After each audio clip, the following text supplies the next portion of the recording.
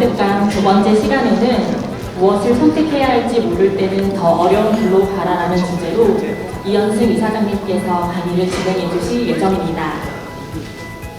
오늘 두 번째 강의를 맡아주실 이현승 이사장님께서는 부산대학교 조선해양공학학사 및 석사, 베를린 공제대학원 교통기계시스템공학 석사 및 박사학위를 취득하셨습니다.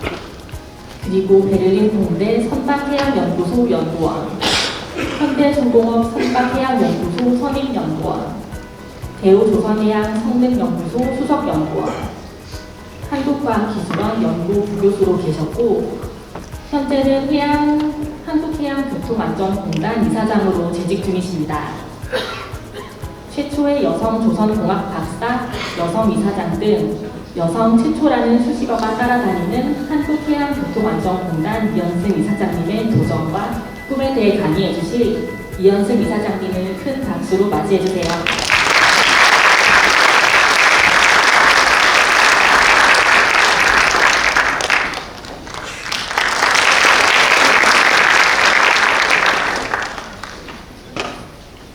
안녕하십니까. 방금 소개받은 한국해양교통안전공단 이사장 이현승입니다.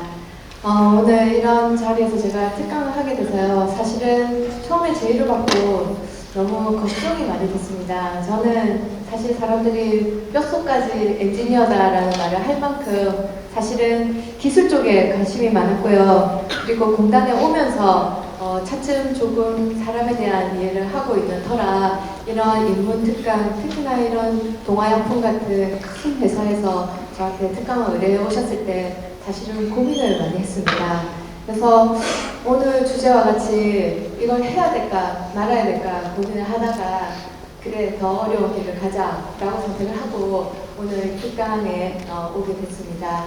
그래서 그 동아약품 임직원 여러분과 그리고 여러 임원님들 그리고 윤도준 회장님 이렇게 저희랑 특강에 기회를 주셔서 정말 감사합니다.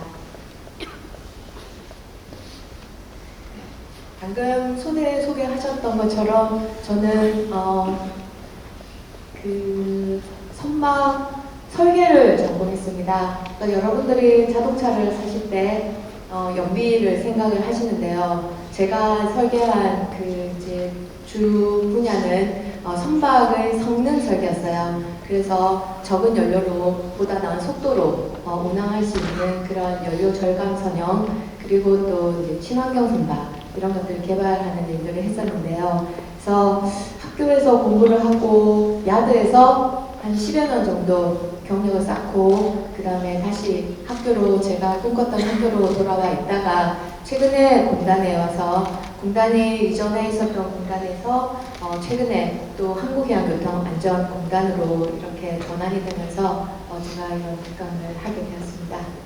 먼저 한국해양교통안전공단에 대해서 간단히 소개를 드리겠습니다. 저희 공단은 해양수산부 산하 기관입니다. 설립일은 2019년 7월 1일입니다. 채 6개월 이제 조금 지났네요. 그래서 한국해양교통안전공단이 우리나라에 새로이 설립되는 그런 기회가 작년에 있었었고요. 설립 근거는 해양교통사고 예방을 위한 사업과 해양교통 체계운영, 관리 지원을 위한 사업을 수행함으로써 해양교통 안전을 확보하여 국민의 생명, 신체 및 재산보호에 기여하는 것이 목적입니다. 어떻게 보면 동아약품의 그런 그 경영 전략하고 일치하는 부분이 있다 하겠습니다. 그 고객들의 안전과 그리고 건강을 지키는 동아약품과 저희 공단은 해양에서 국민의 안전과 생명을 보호하는 그런 업무들을 하고 있는데요. 저희는 약품을 제조하지는 않지만은 저희는 해양에서 여러 가지 교통 체계나 그리고 선박의 안전이나 그리고 운항의 안전이나 그리고 또 교통시설의 안전 이런 부분에 대한 안전을 도모함으로써 이런 안전을 수호하는 해양에 대한 안전을 수호하는 그래서 해양에서 문화를 활성화시킬 수 있는 그런 업무들을 하고 있습니다. 저희가 출범할 때 세상에서 가장 안전한 바닷길을 만들겠다라는 각오로 국민과 함께하는 한국교통안전정화관리기관을 비전으로 세웠습니다. 10년 내에 해양사고 저감 50%, 인명피해 50%를 경영 목표로 삼았습니다. 저희 공단은 사실 출범한 지는 얼마 되지 않았지만은 40년 역사를 가지고 있습니다. 1979년에 한국어선협회로 설립이 되었습니다. 그래서 우리나라 연안에 있는 어선들의 안전을 검사하는 기관이었고, 최근에 한국해양교통안전공단법이 제정됨으로써 작년에 저희 공단이 출범하게 되었습니다. 저희 공단은 세종시에 본부가 있습니다. 제가 오늘 세종시에서 이제 서울로 왔고요. 그리고 선박의 검사와 그리고 운항 안전 관리를 위해서 이 연안에 15개의 지사, 앞으로 올해는 아마 18개의 지사로 늘어날 것 같습니다. 와 11개의 센터가 여객선과 같은 안전 운항을 위한 업무를 수행하고 있습니다.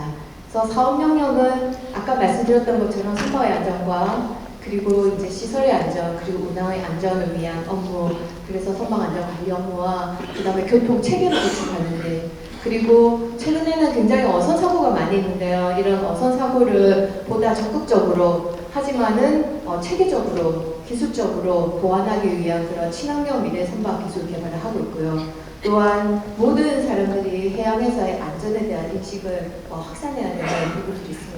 그래서 해양 안전 문화 고취를 위한 여러 가지 활동도, 홍보 활동, 교육 활동, 그리고 방송 활동까지 저희가 지금 구축을 위해서 노력하고 있고요. 또한 선박은 나라, 국가처럼 육상처럼 경계가 없지 않겠습니까? 그래서 선박 운항은 사실은 국제법에 국제협약이나 국제법에 근거해서 항해가 이루어집니다.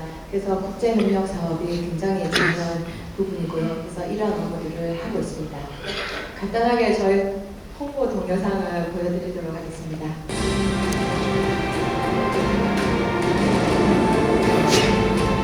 삶의 터전인 바다. 무한한 가능성을 지닌 바다는 우리의 희망입니다. 세상에서 가장 안전한 바다로 국민과 함께 한국해양교통안전공단이 새로운 항해를 시작합니다. 한국해양교통안전공단은 해양교통에 관한 안전성 평가 관리, 선박검사 전문성 강화와 해양사고 예방센터 운영을 통해 사고 없는 안전한 바닷길을 만듭니다. 또한 친환경 선박기술 연구개발과 선박 분야 온실가스 미세먼지를 줄여나가기 위한 노력을 통해 아이들에게 물려줄 수 있는 깨끗한 바다를 꿈꿉니다. AI, IoT 등 4차 산업혁명 기술을 활용한 안전관리 기술력 강화와 국민의 이동권 보장을 위한 스마트 교통체계를 촘촘하게 준비하는 한국해양교통안전공단이 해양교통안전교육센터, 전문방송국 운영으로 사람 중심의 해양교통 안전문화 확산에 믿음을 더합니다. 미래의 희망과 색다른 즐거움, 그리고 풍요로움 있는 바다에서 행복을 누리고자 하는 국민 모두를 위해 한국해양교통안전공단은 끊임없이 도전합니다. 안전한 바다, 깨끗한 바다, 스마트 바다, 행복한 바다, 더 안전한 바다를 향한 출발. 한국해양교통안전공단이 함께합니다.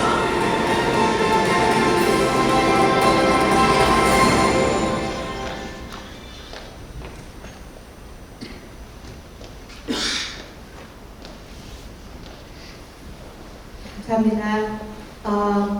무엇을 선택해야 할지 모를 때는 어려운 길을 가라. 이 주제로 오늘 강연을 시작해 보도록 하겠습니다.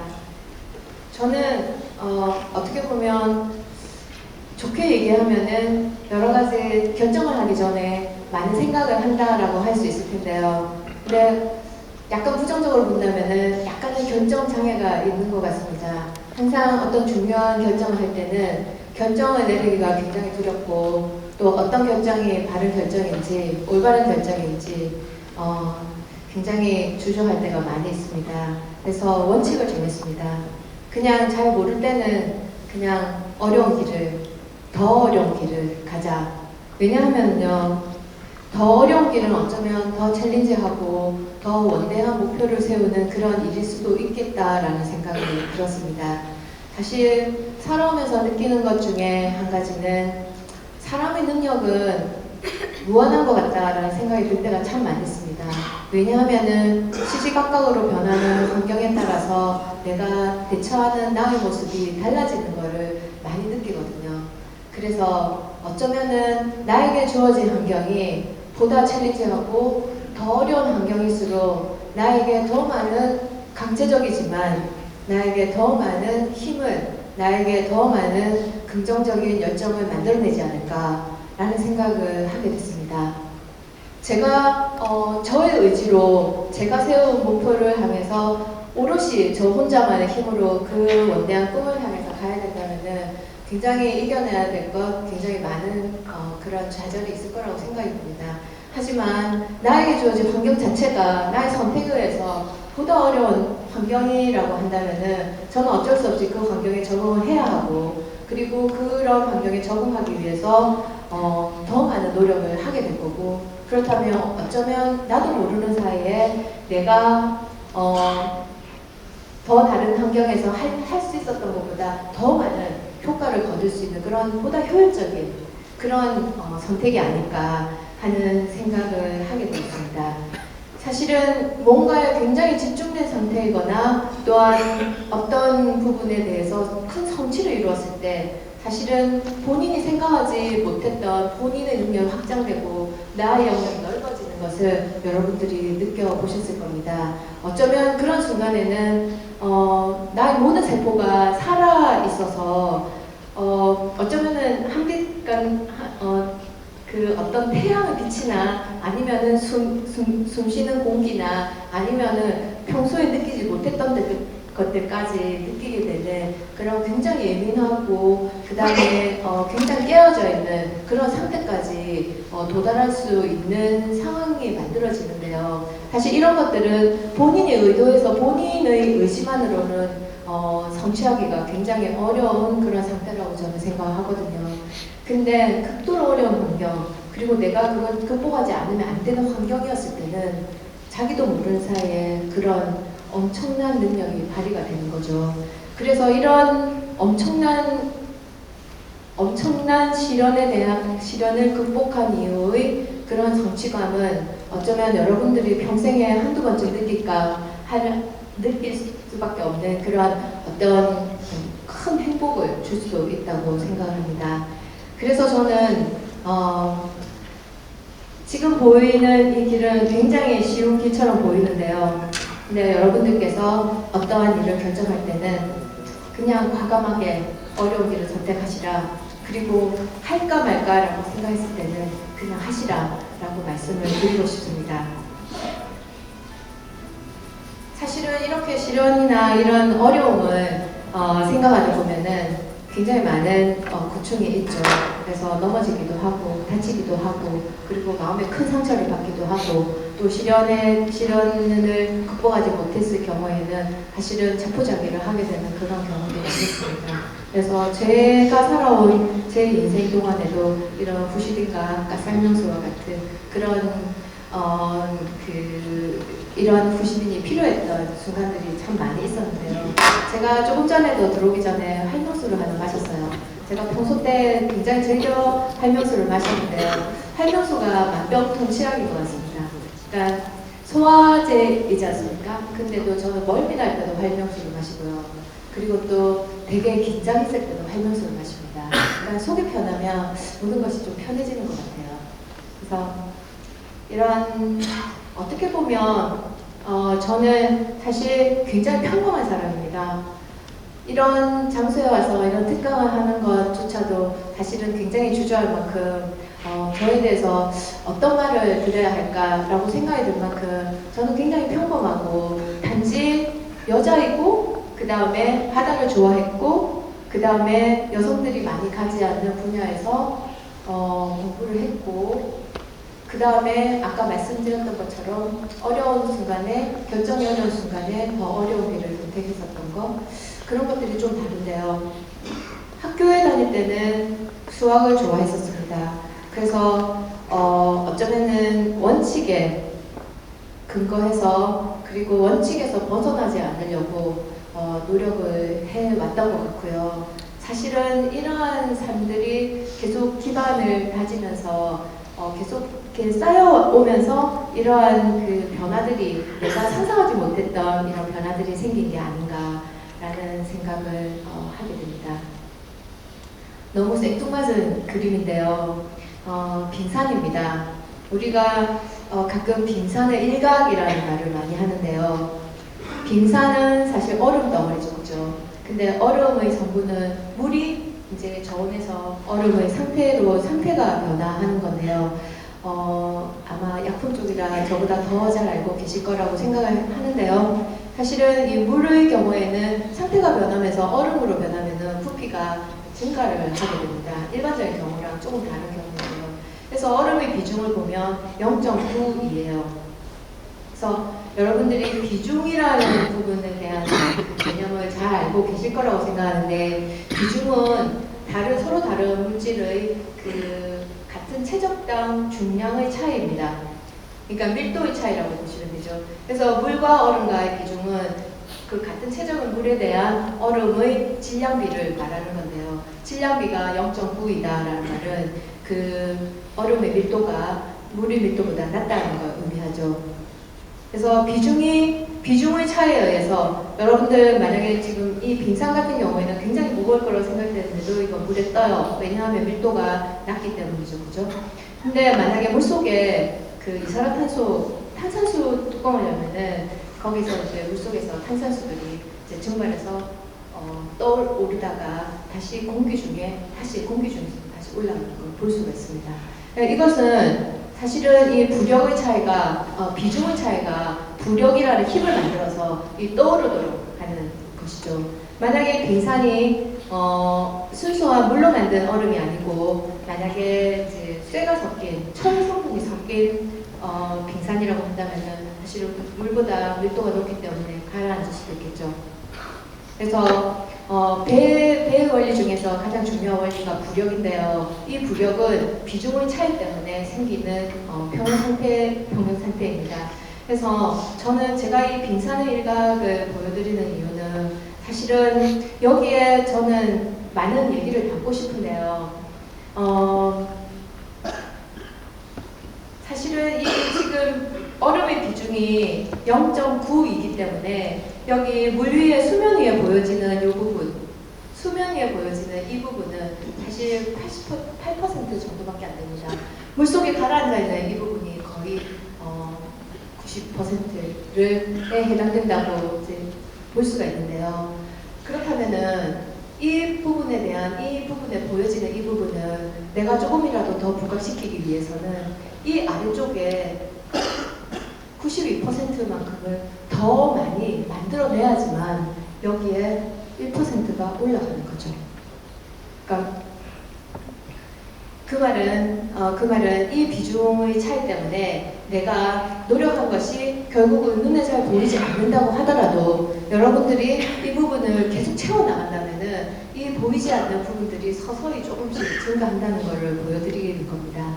또한 또 한 가지 방법은 무엇이냐면은 이 얼음의 비중을 사실은 더 낮출 수만 있다면, 얼음의 밀도를 더 낮출 수만 있다면, 내가 환경적인 변화를 바꿀 수만 있다면, 그러니까 이 얼음과 물과의 관계를 그 밀도의 차이를 조금 더 많이 차이를 만들 수가 있다면, 그렇다면은 나는 내가 그렇게 힘들이지 않고도 많은 부분 이렇게 부상을 시킬 수가 있을 겁니다.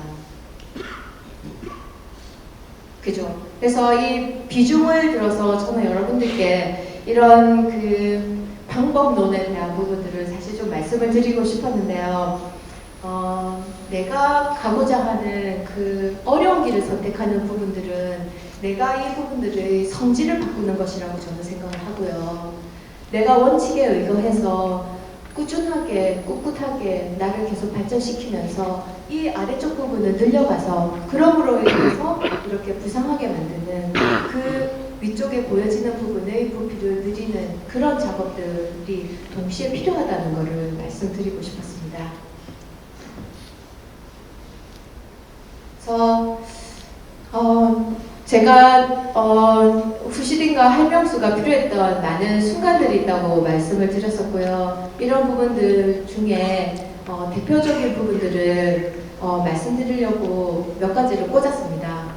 그래서 제가 지금까지 살아오면서 기억이 나는 부분들과 그리고 좀 보람 있었던 순간들, 하지만은 그런 선택과 그런 삶 때문에 굉장히 아팠던 부분들, 이런 부분들이 있었습니다. 처음엔 그냥 바다가 좋았었는데요. 그래서 사실은 바닷가에서 놀면은 시간 가는 줄 몰랐었습니다. 그리고 어떤 일이 생기면 항상 바닷가에 있는 찻집에서 그냥 우두커니 앉아 있었을 때도 많았었고요. 속이 상할 때도 그랬었고 기쁠 때도 그랬었고 그냥 바다가 좋았습니다. 그래서 저는 바다에 환상이 있었고, 그리고 바다에서 요트를 타거나 아니면은 바다에서 놀이를 하는 걸 굉장히 좋아했었습니다. 그래서 조선공학을 전공하게 됐고요. 하지만은 사실 조선공학이라는 부분은 대부분의 부모님이나 대부분의 학교에서는 의대와 법대를 지망하기를 원했었죠. 그리고 더군다나 이제 여학생이 조선공학을 전공하는 거에 대해서 사실 별로 좋은 시각이 있지는 않았었습니다. 그래도 꿋꿋하게 학교를 갔죠. 학교를 갔는데 학교에서 보는 시각도 그렇게 좋지는 않았었던 것 같습니다. 그래서 그냥 저는 이름 없는 조선공학이라는 이제 그 호칭으로 사람들이 지나가면 조선공학 지나간다, 조선공학 오네, 이렇게 얘기를 한다든지, 아니면은 제가 공부하는 시절에 공대에는 사실 화장실이 많이 없었습니다. 특히 5층 강의실에 화장실이 없었었고요. 그래서 여러 가지 에피소드들이 사실 많이 있었었고요. 또한 조선공학을 하면서 제가 환상으로 여겨졌던 요트 타기, 요트 서클에 들어갔습니다. 근데 요트 서클은 요트를 타기보다는 오히려 남자 선배님들이 맨날 저녁에는 술을 마시고 그 다음에 한 달 정도는 광안리 앞바다에서 합숙 훈련을 했었는데요. 을차례가 굉장히 많았습니다. 더구나 한 번은 을차례를 하다가 막 엉덩이가 시퍼렇게 멍이 들고 이런 적도 있었었는데요. 그 깡소주를 마시는 것부터 시작해가지고 사실은 굉장히 좀 처절한 대학 생활을 했던 것 같습니다. 그럼에도 불구하고 어쨌든 견뎌냈는데요. 대학원까지 진학을 하게 됐죠. 근데 저는 이런 조선공학을 전공하면서 사실은 제 인생에 가장 큰 성공을 맛봤습니다. 어쩌면 다시는 안 올 것 같아요. 근데 지금 생각해보면 아무것도 아닌 일인데요. 그때 저는 카타르시스라는 걸 느꼈습니다. 그게 뭐였냐면은 제가 당시에 이제 석사 논문을 선박 설계를 하는 데 있어서 퍼지 이론이라고 하는, 요즘 최근에 많이 하는 뉴럴 네트워크나 퍼지 이론을 많이 얘기하는데, 4차 산업 이제 그 혁명 기술 중에 이 시스템을 데이터로 모델링하고 그 다음에 이 시스템을 이제 그 시스템 아이덴티피케이션 하는 그런 이제 기술이에요. 이런 기술을 써서 이제 선형 설계하는 방법에 대한 연구를 했었는데요. 사실 그때가 1991년이었던 것 같습니다. 한국조선학회 추계학술대 여학생 수업 논문 발표였어요. 이만큼 큰 강당은 아니었었는데요. 가장 큰 대강당에서 발표를 했었는데 갑자기 비어있던 강의실에 사람들이 막 들어왔어요. 제가 발표하기 전에. 그래서 앉아서 이렇게 팔짱을 끼고 다들 쳐다보셨죠. 저는 떨리는 마음을 안고 진짜 열심히 발표를 했습니다. 왜냐하면 그 당시에 퍼지 이론에 대해서 아시는 분들도 많이 없었지만은 저런 걸로 논문을 쓴다는 거에 대해서 굉장히 탐탁잡게 생각하시는 분들도 많았고, 더군다나 여학생이 올라와서 말을 하는데 장난을 걸고 싶었던 교수님이나 장난을 걸고 싶었던 그런 학자들이 많이 계셨던 것 같아요. 그래서 질문을 쏟아내셨죠. 근데 사실 이 논문 발표를 하고 나서 제가 박수를 많이 받았습니다. 그리고 제가 발표가 끝나고 나서 강의실을 나가시면서 많은 분들이 저희 지도 교수님께 이렇게 수고했다고 악수를 하시고 그렇게 나가시는 모습을 보면서 굉장히 기뻤어요. 그리고 제가 생각하기에도 내가 발표를 참 잘했다. 저는 항상 못했다는 생각을 많이 하는 편인데요. 근데 그날은 너무 시원했어요. 정말 할명수를 마신 것처럼 굉장히 시원했어요. 그래서 그날 저녁에 굉장히 큰 보람을 느꼈고 그날 저녁에 집에 와서 우연히 영화를 봤는데요. 그때 본 영화가 스웨덴 영화였는데 텔레비전에서 우연히 본 영화인데요. 개 같은 내 인생이라는 영화였어요. 그래서 내가 생각하기에 지금 제가 살아왔던 지금 6년간 이제 대학생활을 하면서 참 힘들게 대학생활을 했다라는 생각을 많이 했었는데요. 그 한순간에 모든 게 씻겨져 나가는 그런 카타르시스를 느꼈습니다. 펑펑 울었고요. 그렇게 뜨거운 눈물이 호수처럼 흘러내리는 게 처음이었던 것 같아요. 그래서 슬프지 않았는데요. 기뻤는데 영화를 보는 내내 그런 감정을 느꼈던 것 같습니다. 그래서 정말 잘해보고 싶었고 그리고 사람들이 인정해 준 것 같은 그런 느낌을 받았고요. 그래서 이 경험은 제가 학교를 다니면서 그리고 사실 고등학교 때 전학을 가면서 굉장히 많은 변화의 시기를 겪었었는데 그런 것들에 대한 상처를 한순간에 다 씻어주는 것 같은 그런 생각이 들었습니다. 그래서 조선공학을 선택했는데요. 제가 선택한 조선공학이라는 부분, 그 다음에 남들이 하지 못하는 퍼지 이론이라는 부분으로 또 여학생이 발표를 하던 그 순간을 사람들은 굉장히 많이 기억을 해줬습니다. 그 기억은 제가 지금까지도 제가 이 분야에서 일을 하는데 많은 사람들의 도움을 받게 되는 그런 계기가 되었고요. 정말 단 한 번, 단 한순간이었는데도 제가 사회생활을 하면서도 다른 기업으로 옮겨갈 때 그때 그 여학생이면은 뽑으세요 라고 말씀을 해주셨고요. 또 제가 기업체에서 일을 하다가 제가 영원했었던 학교로 돌아오는 그 순간에도 그때 봤었던 그 여학생이 당신이군요. 그러면 학교로 오시죠 라고 사실은 제안을 받을 만큼 저한테는 굉장히 큰 터닝 포인트를 줬었던 그런 순간이었습니다. 그래서 이런 것들이 제가 잘해서 과연 되었을까요? 라는 생각을 해봅니다. 물론 저도 최선을 다했습니다. 그렇기 때문에 저에게는 그런 행복한 순간을 안겨줬고요. 그것으로도 대만족입니다.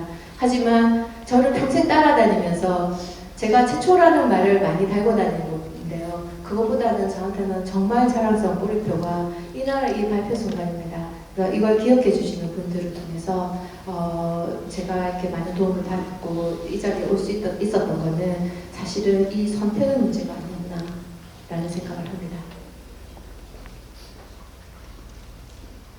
그래서 이 여세를 몰아서 독일로 유학을 갔습니다. 독일도 또 만만치 않았습니다. 제가 굉장히 대가족에서 살았는데요. 할아버지 할머니 다 계시고 저희 자녀 1남 중에 제가 둘째 여자고요. 저희 막내가 그 남동생인데요. 막내가 남동생입니다. 그래서 저희는 맨날 덤으로 태어났다라고 얘기를 할 정도로 근데 뭐 집안에서는 사실 그렇지 않았었는데요. 어쨌든 그렇게 대가족에서 살다가 다시 독일에 유학을 오면서 문화의 차이도 있었고 언어적인 문제도 있었고 모든 유학생들이 다 겪는 그런 경우일 거라고 생각하지만 저한테는 사실 제가 혼자 와서 뭔가를 혼자만 해야 되는 이런 환경은 처음이었었기 때문에 굉장히 좀 어려운 점이 많았었던 것 같습니다. 독일 유학을 통해 제가 배운 것들이 참 많이 있는데요. 어쩌면 이 독일 유학 생활이 제가 이런 업무를 하는데 가장 기반을 만들어주지 않았는가 생각을 합니다. 문제를 무조건 풀어야 하고요. 독일에서는 도와주지 않습니다. 독일에서는 문제를 제가 찾아야 하고요. 그 다음에 그 문제를 제가 풀어야 합니다. 교수님은 그냥 옆에 계실 뿐이고요. 교수님을 만나는 시간, 내가 시험을 치는 시간조차도 제가 결정해서 해야 되는 그런 시스템이었기 때문에 모든 것이 우리나라의 그런 교육 체계하고는 굉장히 다른 체계였었어요. 그래서 적응하는데 좀 어려움이 있었고요. 저같이 사실은 이렇게 성실하게 한다라기보다는 어쩌면 좀 더 벼락치기에 가깝고 좀 더 효율을 중요시하고 이런 경우에는 항상 초치기 분치기 하는 스타일이거든요. 그런 사람한테 사실 독일이 굉장히 좀 어려웠었어요. 내가 스스로 만족하는 그 시점을 찾기가 어렵기 때문에 시험 날짜를 정한다든지 교수님과의 그 일정을 정한다는 그런 것들이 굉장히 어려웠었고 사실은 계속 미뤄지는 그런 어려움을 좀 겪기도 했습니다. 어쨌든 독일에서는 제가 유럽 공동체 프로젝트를 통해서 우리나라와는 달리 이 조선해양 분야에 굉장히 많은 여성들이 활동하고 있다는 걸 알 수 있었고, 그리고 제가 학교에서 느꼈던 것들이랑 다른 굉장히 주도적이고 적극적인 여성 엔지니어들의 모습을 많이 볼 수가 있었습니다. 또한 새로운 문화를 많이 접했는데요. 이런 새로운 문화는 내가 사람들을 만나서 또 사람들과의 그런 관계, 그 다음에 제가 그 틀을 넓힐 수 있는 그런 계기가 되었던 것 같습니다. 어쨌든 독일에서는 많은 걸 배웠고요. 이걸 통해서 또 다른 이제 준비를 하게 됐죠. 어쨌든 독일에서는 이렇게 그 유럽 공동체 프로젝트를 통해서 현장에서 하는 모습들을 많이 보면서 아, 내가 비록 교수를 하기 위해서 이 공부를 하긴 했지만은 현장 경험을 쌓아야 되겠다라는 생각하고 현대에 입사를 하게 됐습니다. 현대중공업은 여러분들도 아시다시피 여기 보시면은 남자 전부 다 남자예요. 여기에 여자 직원은 없습니다. 여기 전부 다 제가 공부를 하고 생각했던 그림을 그렸던 회사의 모습은 이런 모습이 아니었어요. 독일에서 봤었던 그런 연구소나 사람들과 협의하고 사람들과 소통하는 그런 이제 문화였었는데요. 현대중공업은 그냥 물 밀듯이 밀려나는 그런 문화, 군대 문화, 그 다음에 까라면 까는 문화. 그래서요. 제가 현대중공업에서 5년 근무를 하고 대우조선해양에서 5년 근무를 했는데요. 그 10년 동안 굉장히 많이 거칠어졌어요. 근데 그렇게 거칠어진 거에 대한 저는 그런 모습이 싫지는 않은데요. 어쨌든 제가 첫 출근하는 날 이런 비슷한 모습이었습니다. 그때 제가 신고 간 구두굽이 한 9cm가 됐던 것 같아요. 9cm 구두굽에 그 다음에 첫 직장이었고 저한테는 이제 첫 직장이라는 그런 이미지가 있었기 때문에 출근을 하면서 너무 이질감을 느꼈습니다. 그리고 이 어마무시한 그 메스에 사실은 굉장히 짓눌렸어요. 그래서 굉장히 위축이 있었고 그렇게 제 그 사회생활이 시작된 것 같습니다. 그래서 한 4월쯤 되던 날인가요? 제가 이제 여사원 휴게실에 들어가서 땅을 치면서 통곡을 했어요. 내가 왜 여기에 있을까? 내가 왜 그런 결정을 했을까? 라고 사실은 생각을 했었죠. 근데 저만 그런 것이 아니라 제가 오고 나서 사실은 그 이후에도 조선소에 오는 여자 엔지니어들이 이제 여사원들이 많이 있었는데요. 그 당시에는 이제 조선 쪽에는 이제 여자 엔지니어들이 많이 없었었기 때문에 대우조선해양, 대우, 삼성, 현대에서는 여성 커터 제를 만들었어요. 그래서 이제 그 무조건 그 학교에서 이제 그 여직원들을 뽑았었는데요. 그럼에도 불구하고 훨씬 남자 직원들보다는 훨씬 이제 스펙이 좋은 우수한 그런 여직원들, 그리고 뭔가 열정이 있는 그런 여직원들이 굉장히 많이 있었는데, 사실은 그런 사회적인 문화 때문에 견디지 못하는 여직원들, 특히 설계실에 있는 여직원들은 저한테 많은 상담을 했었는데 저도 어쩔 수 없는 그런 상황들이 굉장히 많이 있었습니다. 어쨌든 이런 제가 선택한 이 조선소는 저한테 굉장히 많은 아픔을 줬어요. 하지만 또 한편으로는 굉장히 큰 기쁨을 줬습니다. 왜냐하면 여기 보이시는 이 모형 시험, 이건 제가 이제 설계를 전공했기 때문에 연료 절감 선형을 설계했었기 때문에 이런 이제 시뮬레이션 베이스로 사실은 설계를 하거든요. 그대로 그림을 그려서 이제 CAE를 해서 그 컴퓨터 에이디드 엔지니어링이라고 해서 이제 시뮬레이션을 해서 그 내가 설계한 선박의 성능을 이제 모의로 테스트를 하고, 그 다음에 내가 설계한 최종 선형을 이제 그 결정하고 나면은 그러면 이제 이렇게 모형을 깎아서 모형 시험을 하게 됩니다. 근데 이 모형 시험이 한 척당 거의 이제 그 외국 수조 같은 데 가면 3천만 원에서 5천만 원 정도 비용이 들어요. 근데 현대중공업은 이렇게 자체 모형 시험소가 있었습니다. 그래서 저는 독일식으로 연구를 할 수가 있었어요. 이 많은 비용이 들고 많은 시간이 드는 이 모형 시험은 제가 있는 5년 동안 약 200척가량 시험했습니다. 그러다 보니까 이 모형 시험을 하는 뭐 일단 배가 이 물 위에 이렇게 띄우기만 하면은 그러면 이 배가 어느 정도 성능이 나올 것이다. 그냥 그게 그냥 경험적으로 알게 되는 거죠. 이제 이 모형을 이제 크레인에 매달아서 이렇게 물에 이제 모형 시험 이제 그 수조에 띄우는데요. 이 띄우는 순간에 벌써 이 부분이 잘못된다. 이게 보일 한 3년 4년이 되니까 그게 보이더라고요. 그래서 이런 이제 시스템을 개발하고 이런 신개념을 선형설계 방법을 개발해가지고 이게 설계에 쓰일 수 있도록 우리나라가 조선 강국입니다. 설계 기술도 굉장히 높습니다. 특히 상선 설계에서는 그 누구도 따라올 수 없는 그런 그 위험을 가지고 있는데요. 그럼에도 불구하고 개발할 부분이 굉장히 많았습니다. 당시에는 연료 효율이 굉장히 중요한 시기였습니다. 그래서 이렇게 선형을 잘 개발해가지고 연비가지고 배를 만드는 것이 굉장히 중요했고 또 이것은 연비의 비용 문제뿐만 아니라 환경적인 문제하고도 직결되는 부분이었기 때문에 조선소에서는 너나 나나 할 것 없이 초대형 컨테이너선 같은 그런 컨테이너 선박을 연료 효율을 좋게 하는 그런 선형을 개발할 때 굉장히 이제 그 가치를 받았었죠. 그래서 어쨌든 이런 부분에 대한 결론적으로 프로그램을 마련을 했고 이것을 설계실에 적용이 될 수 있도록 하기 위해서 부단히 노력을 했습니다. 근데 받아들여지지가 않았어요. 설계실은 매뉴얼로 선박을 설계하고 그 다음에 이제 간단한 시뮬레이션을 통해서 선박이 최종 결정되기 전에 한 7, 8개 정도의 이제 캔디데이트 선박을 설계를 하죠. 근데 이런 손으로 설계하는 부분들이 사실은 지난 30년간 이어져 왔었기 때문에 그 플랫폼을 굉장히 어려웠었던 것 같습니다. 각고의 노력 끝에 결국 제가 포기를 하고 이것을 연구용으로 사용을 하게 됐죠.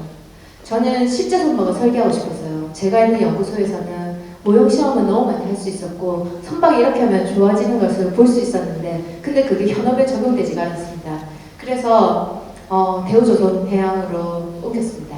그래서 실제 계약 선박을 설계했습니다. 근데 현대에서 설계했던 그 설계 툴을 가져올 수는 없었죠. 제가 머릿속에 있는 그 경험만 가지고 나왔습니다. 그래서 제가 새로운 설계 툴을 또 개발한다는 거는 굉장히 시간이 오래 걸리고 어려운 일이었어요. 그래서 이 부분은 제가 독일에서 그 공부를 했을 때 제 전공 분야랑 이제 그 연결되는 부분이었고 독일에서 이 프로그램을 활용해서 사실은 설계 플랫폼을 만드는 그런 회사가 생겼습니다. 그래서 그 프로그램은 거의 유사한 프로그램이었기 때문에 제가 대우를 설득했죠. 우리 플랫폼을 바꾸자. 대우도 역시 마찬가지입니다. 사실 조선은 굉장히 보수적인 분야예요. 그래서 선주도 사실은 어떤 기사제 하나 바꾸는 것도 선주의 그런 그 허락을 득해야지만 할 수 있을 만큼 성능보다 안정성을 더 중요시하는 그런 부분이 없지 않아 있습니다. 근데 사실 1년이 넘는 기간 동안 설득을 했어요. 그래서 대우에서는 어쨌든 이 플랫폼으로 바뀌었습니다. 근데 저희 팀장님이 하신 말씀이 있는데요. 이 박사 말을 들으면 이 시스템을 안 쓰면 우리 회사가 망할 것 같다는 생각이 든다는 얘기를 하더라고요. 그래서 그렇게 하고 싶으면 나한테 얘기하지 말고 가서 나랑 같이 가서 그 결정권이 있는 우리 사모님께 가서 얘기를 해보자 라고 하시더라고요. 그래서 가서 얘기했죠. 이거 안 하면 우리 조선은 죽습니다. 그래서 했어요. 그래서 프로그램을 세팅을 했습니다. 그리고 선박을 설계하기 시작했죠. 당시에는 우리 요즘은 초대형 컨테이너 선박이 22,000 TU까지 TU는 뭐냐면 그 20피트짜리 그 컨테이너예요. 컨테이너 이제 그 컨테이너를 말하는데 그거를 2만 개 실을 수 있는 선박을 설계하고 있습니다. 근데 당시에는 최고 큰 컨테이너 선박이 8,600 TU였어요. 근데 당시에 14,000 TU를 설계해보자 라고 해서 제가 거의 한 1년 동안을 스터디를 했습니다. 그때는 14,000 TU는 불가능하다 라는 결론을 내리기 직전이었고 사실 이런 설계를 통해서 개발을 해냈고 모형 시험을 하게 됐죠. 조선소에서 하는 말로 사실 대박 쳤습니다. 그래서 모형 시험 결과가 대우조선은 현대처럼 그래 모형 시험을 할 수 있는 곳이 없어요. 그래서 이제 함부르크에 가서 모형 시험을 했었는데요. 그 모형 시험 결과가 나왔는데 본사에서 그 모형 시험 결과를 인정하지 않았습니다. 왜냐하면 저희가 예상했었던 거랑 거의 비슷하게 성능이 나오는데요. 성능이 한 10% 좋아졌어요. 이거는 모형시험이 틀렸다. 이럴 수도 있다. 사실 그렇죠. 그래서 재시험을 했습니다. 다시 귀국했다가 다시 함부르크로 또 갔어요. 그때는 우리 회사에서도 이제 다른 책임자들이 많이 갔었고 또 이제 MSC라고 하는 선사에서도 이제 감독관이 왔습니다. 여러 명이 참가하는 가운데 새로 모형 시험을 했고요. 똑같은 성능이 나왔습니다. 그래서 사실 대우조선해양은 초대형 컨테이너 선박을 그 당시에 13,000TU를 설계함으로써 그 해에 초대형 컨테이너 싹쓸이를 했어요. 독일에 있는 이제 그 MSC, CPO펜, CMA, CGA 같은 그런 대형 조선사 그 컨테이너 선사들이 대부분 유럽에 있었는데요. 유럽 선사들이 대거 초대형 컨테이너 선박으로 전환을 하면서 당시에는 초대형 컨테이너 선박에 대한 수요가 컸었습니다. 왜냐하면 연료비가 엄청나게 높았기 때문에 키워서 연료비를 상대적으로 줄일 수 있는 그런 선박을 원했었거든요. 그 당시에 이런 선박이 대우조선해양은 VLCC나 가스를 나르는 가스 운반선 같은 것들이 주종이었었는데요. 근데 초대형 컨테이너선을 그 해에 32척이나 수주하는 그런 쾌거를 보긴 했었죠. 사실 굉장히 기뻤습니다. 또 기뻤고 사람들은 그 시스템을 사실은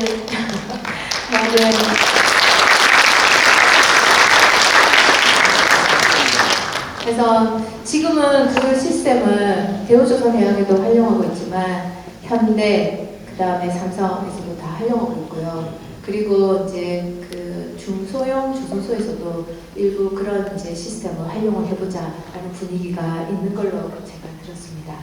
시간이 많이 지나가지고 그래서 제가 대학원 때 발표했었던 그 발표장에 계셨던 카이스트 교수님께서 저한테 연락이 오셨어요. 이제 학교로 오고 싶지 않느냐, 학교로 한번 올 생각이 없느냐. 그래서 당시에 제가 또다시 도전을 했었는데요. 선박 설계하다가 그 대우조선해양이 독일에 있는 드윈드 엔지니어링이라고 하는 풍력 발전 회사를 인수를 했어요. 당시에 풍력 발전이 우리나라에서 굉장히 불밀었었는데요. 그래서 대우조선, 대우, 삼성, 현대 이 세 개 회사가 모두 풍력 시장에 뛰어들었죠. 그래서 아예 대우는 회사를 사버렸어요. 그래서 그때 주재원으로 나가게 됐었는데 그것도 저한테는 굉장히 큰 도전이었습니다. 왜냐하면 저랑 완전히 다른 전공이었었거든요.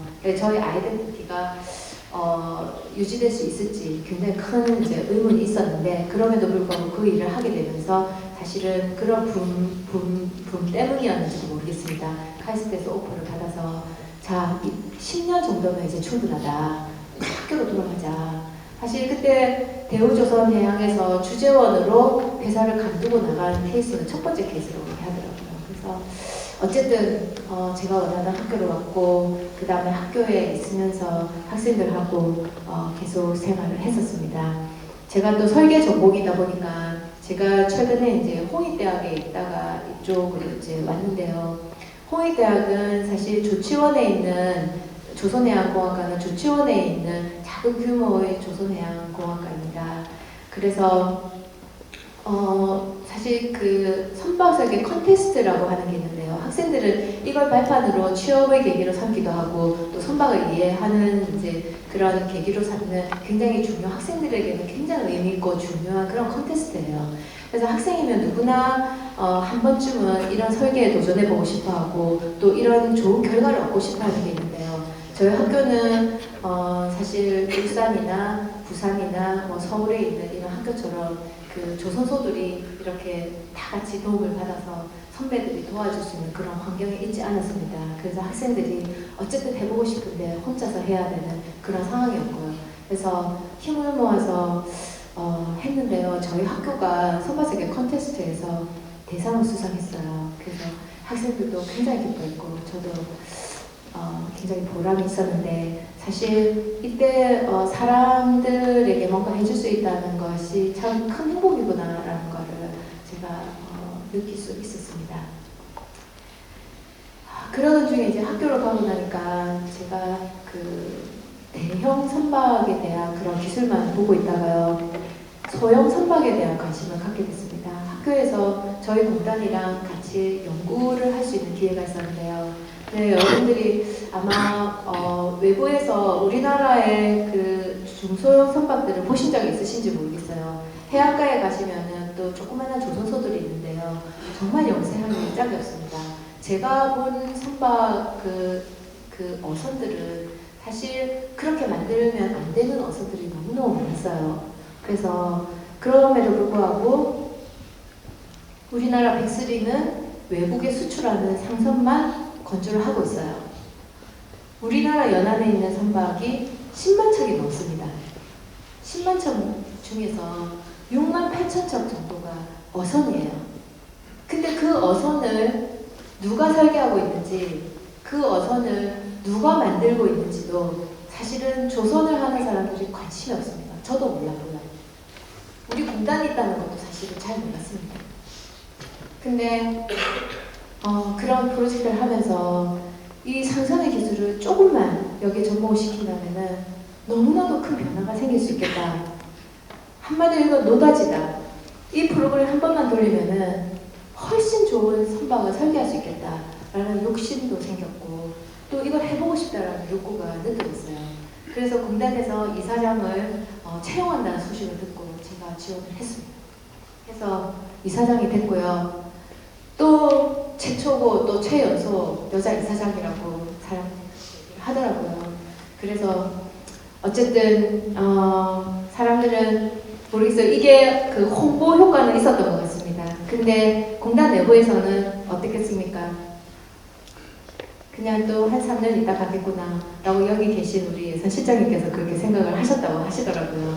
별로 분위기가 좋지는 않았던 것 같습니다.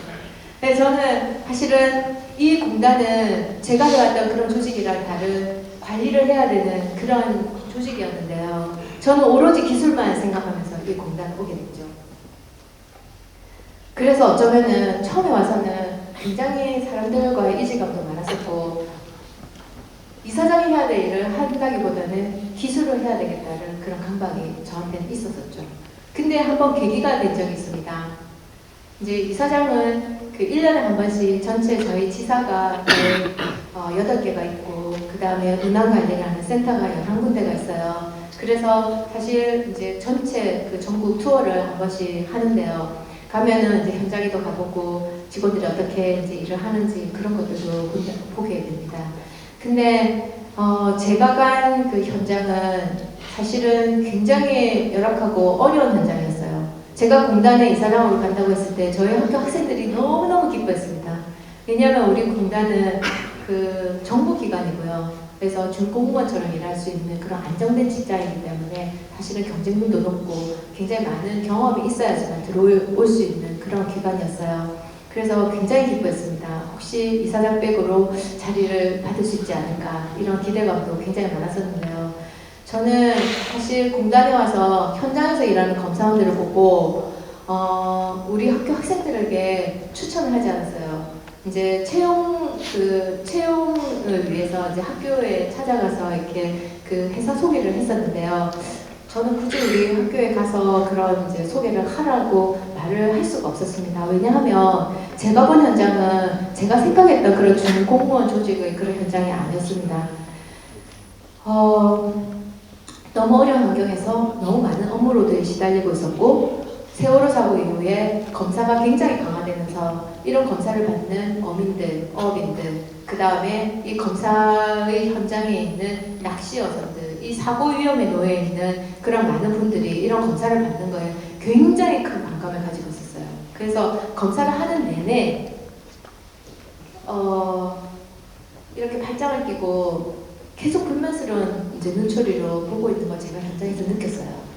아마 이사장이 같이 가서 현장을 보는 상황이었다면 아마 굉장히 그 저희 기관의 호의적인 선주를 선별했을 거라고 생각이 드는데요. 그럼에도 불구하고 그 불만을 이루 말할 수가 없었습니다. 그래서 처음 프로그램으로 100까지 올라가서 뭐 상황을 보고 막 이런 프로그램이었는데요. 제가 밖에서 서 있다가 그냥 철수하지 않았어요. 근데 그때 제가 본 우리 공단 검사원의 모습은 사실은 제가 다시는 떠올리기가 다시는 보고 싶지 않은 그런 어쩌면은 너무나도 마음이 아픈 그런 그 표정이었는데요. 뭔가를 다 잃은 듯한, 뭔가를 체념한 듯한 그런 무표정한 표정이었는데 들어온 지 3년이 가장 고비라고 하더라고요. 근데 그 직원이 3년째 이제 그 고비에 있는 학생 그 직원이었던 것 같은데 그때 그런 상황들 너무나도 이제 현장에서 어려운 검사 생활을 하는 직원들 그 다음에 검사가 잘못되었을 경우에는 이게 저희가 그 면책 기준이 없습니다. 면책 특권이 없기 때문에 이 업무 과실이 사실은 법적 분쟁으로 거의 이어지기 때문에 업무상 발생되는 그런 실수가 사실은 허용이 되지 않아요. 그래서 그것 때문에 시달리고 있는 그런 직원들이 많이 있었습니다. 그래서 이 기술도 좋지만 이걸 해결해야 되겠다라는 생각을 했고요. 사실 그러기 위해서는 지금 현재 이 체계로는 불가능하다라는 생각을 했었고 마침 당시에 이제 공단법이 새로운 이제 해양교통안전공단 법이 그때 국회에서 발의가 되면서 이거 해야 되겠다라는 결심을 하게 됐습니다. 그래서 어쩌면 제가 아웃사이더로서 바깥에서 기술만을 생각하고 오긴 했었지만은 어쩌면은 그걸 계기로 이제 인사이드로 들어올 수 있는 그런 계기가 되었습니다. 그래서 직원들이 얘기하던데 제가 그때 국회면 유관기관이면 굉장히 많이 돌아다녔어요. 거의 한 1년은 눈코 뜰 새 없이 이제 기관들을 찾아다니면서 협조도 구하고 여러 가지 설명도 하고 그랬었는데요. 지구 반바퀴를 돌았다고 하더라고요. 맞습니까? 그게 모이면은 그만큼 되나봐요. 그래서 당시에 이제 법안이 제정되던 순간이 있었습니다. 그 순간 지금도 잊을 수가 없는데요. 여러 절차를 거치긴 하는데 가장 어려운 순간이 농해수위원회 내에서 이제 법안 소위가 열리거든요. 그래서 그때 이제 국회에서 이 법안 소위를 통과해야지만 그다음 법사위를 거쳐서 이제 법이 제정이 되는데요. 사실 공단법이 제가 이제 우리 공단이 되기 전에도 한 15년 전부터 해양경찰에서 이 법안을 제정하기 위해서 부단한 노력을 해왔다고 합니다. 그러니까 많은 분들이 알고 계셨고요. 근데 이 소위에서는 해경도 하기 어려운 일을 이 선박안전기술공단 선박을 검사하는 이 조그마한 기관이 우리나라 해양의 안전을 담보하는 종합관리기관으로 불가하다라는 생각을 했습니다. 그때 이제 소위에서 그 협의가 이루어지던 때인데요. 사실은 그 자리에는 이사장이 들어가면 안 되는 자리였어요. 근데 어떻게 하다가 그때 이제 해수부하고 그 다음에 이제 국회의원하고 그 다음에 행정분들만 있었었는데요. 제가 이제 끝자리에 배석을 하게 됐고 제가 너무 안타까워서 그때 들썩들썩 하는 것을 이제 보고 그 이양수 국회의원께서 이사장 여기 와 있으니까 그 이사장 의견 한번 얘기해봐라 라고 말을 할 수 있는 기회를 줬었죠. 저는 그때 이걸 안 하면 죽을 것 같았어요. 제가 그 새로운 설교 플랫폼을 할 때보다 훨씬 더 절박했어요. 왜냐하면 직원들이 저만 보고 있는 것 같았었고요. 그 다음에 이걸 해야지만 이 환경에서 벗어날 수 있겠다. 그래서 그걸 해야 되는 상황이었기 때문에 극도로 좀 몰입이 되어 있었던 것 같아요. 그래서 서서 무슨 말을 했는지는 잘 모르겠습니다. 제가 일어나서 얘기를 했어요. 이 법은 꼭 해야 된다라는 취지로 얘기를 했었고 그때 법안소위원장께서 그래 그러면은 그 법안이 통과된 이후에 이러이러한 부족한 부분들을 준비하기로 하고 이 법안을 통과시키자 하고 법안이 제정이 됐습니다. 그래서 그 이후에는 이제 법사위를 통과해서 법안이 제정이 됐는데요. 지금 생각해도 너무 아찔해요. 그 순간에 만약에 그런 기회가 주어지지 않았었고 그냥 흘러가는 대로 그대로 두었었다면 내가 그날 뭔가 절박한 심정으로 말을 하지 않고 조금 느슨하게 말을 했었다면 어떻게 됐을까.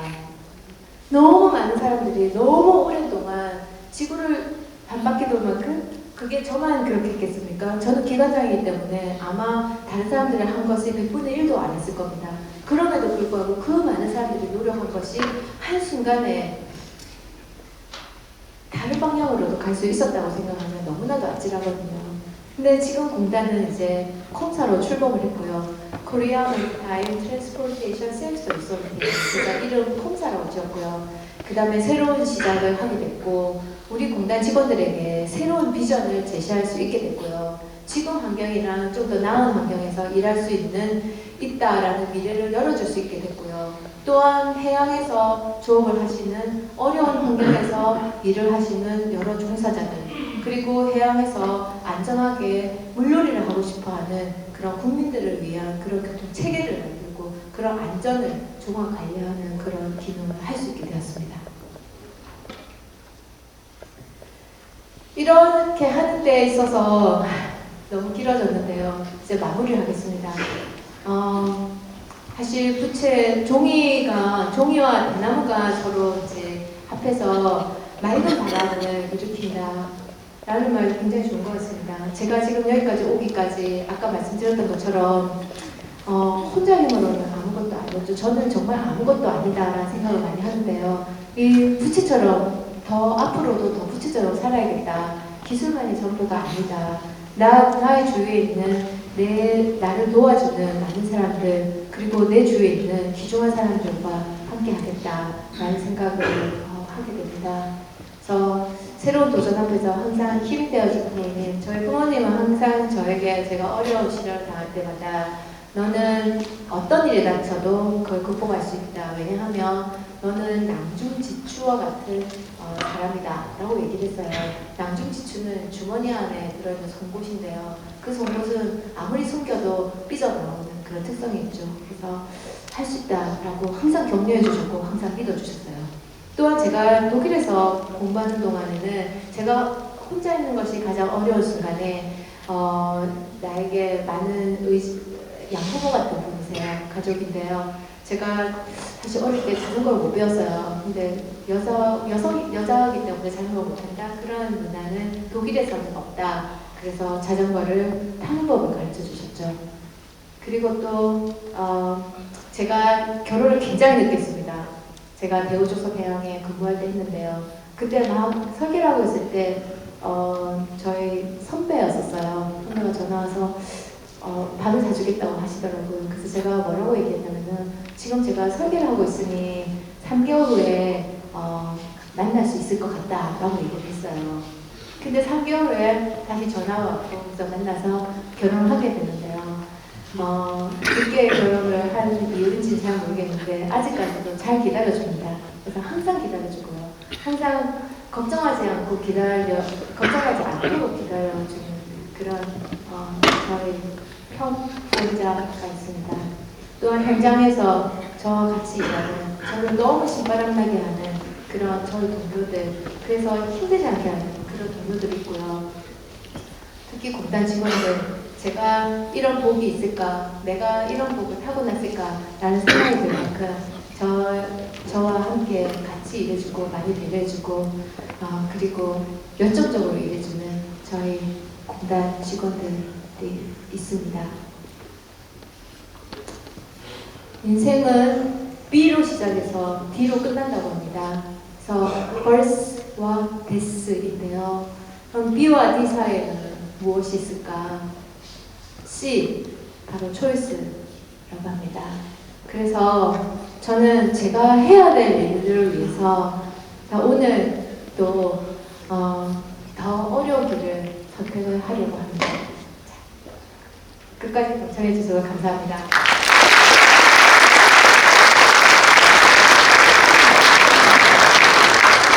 질문 있으신 분은 손을 들어주시면 감사하겠습니다.